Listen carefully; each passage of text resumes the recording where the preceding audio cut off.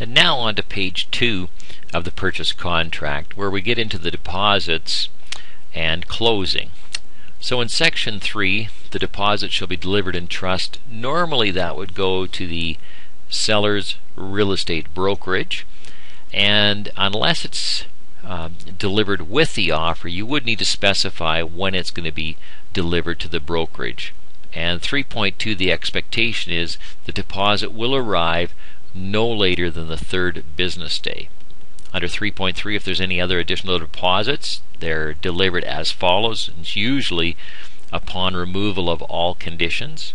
And 3.4, unless you agree in writing, there's no interest paid on the deposit to the seller or the buyer.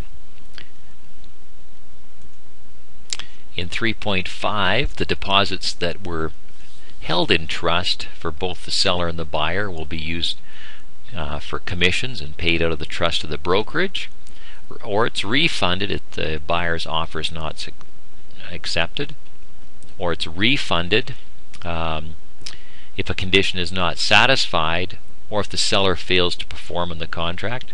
And finally, it's forfeited to the seller if the offer is accepted, all of the conditions are satisfied or waived, and the buyer doesn't perform or close on the contract. Under 3.6, the brokerage that holds the deposits is authorized to pay the deposits exceeding the commission amount back to the seller's lawyer no later than 2 days prior to the completion or closing date. Under 3.7, if there's a dispute between the seller and the buyer as who's entitled to the deposits, well, first of all, the brokerage holding the deposits would review the circumstances, determine the entitlement, and pay that money to the party to where the deposit should go. Or B, if there's no reasonable conclusion that can be done, the brokerage will notify everybody in the contract and pay the money into a lawyer's trust account. The parties agree to allow the lawyer or the brokerage to deduct from the deposits a reasonable fee and costs incurred for dealing with the deposits. And finally, a brokerage or the lawyer acting in good faith under this clause shall not be liable to either party for any damages associated with handling of the deposit, except as those arising from the negligence of the brokerage or the lawyer. And for 3.8, an unusual one, but if the brokerage holding the trust funds ceases to be licensed in real estate, the buyer and seller agree for those trust funds to be transferred to the brokerage representing the other party. Now moving on to the actual closing or completion of the contract. Under 4.1, unless it's otherwise agreed to in writing somewhere else, the contract will be completed, then the purchase price will be paid, and there will be a vacant possession will be available at 12 noon on a specific day on a specific month in a year, and that would be done on a normal business day unless otherwise agreed in writing. Now those closings are subject to the rights of the existing tenants, if any. So if you want vacant possession, you want to make sure that the tenant's lease is not overlapping with that, or if you're going to be assuming a property or taking over a property with a tenant in place, stroke out the word vacant. Under 4.2, when the buyer obtains possession, the property is going to be in substantially the same condition as when the contract was accepted. Number 4.3, items that are normally adjusted for, like your taxes and levies and utilities and rents, security deposits, homeowners associations, and so on, those will all be adjusted on the completion day itself.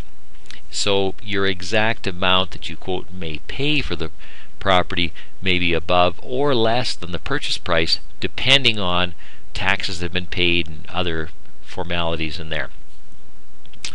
Under 4.4, the seller or the seller's lawyer will deliver the closing documents.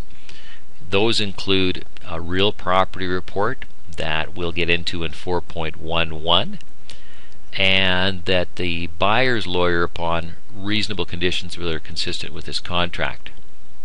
Now, the buyer's lawyer must have an opportunity to review the real property report prior to submitting the transfer documents, and there should be a reasonable period of time before the completion or closing date to confirm the registration of those documents and to obtain the advance of proceeds for the new financing or other value.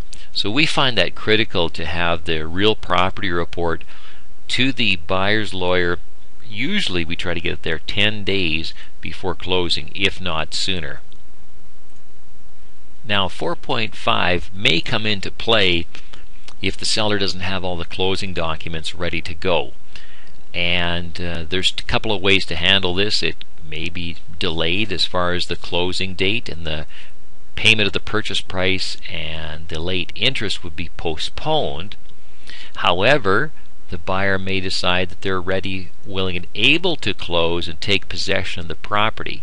In that case, there's going to be another document created, whether it's called a tenancy at will or whatever it might be, but that would have to be negotiated to allow the buyer in on that specific time. Now, under 4.6, if it's the other way around where the buyer's not able to close, the seller may, but they're certainly not obligated to, they could accept late payment and give the buyer possession at a later date. Under reasonable terms, they could accept the late payment with additional interest paid.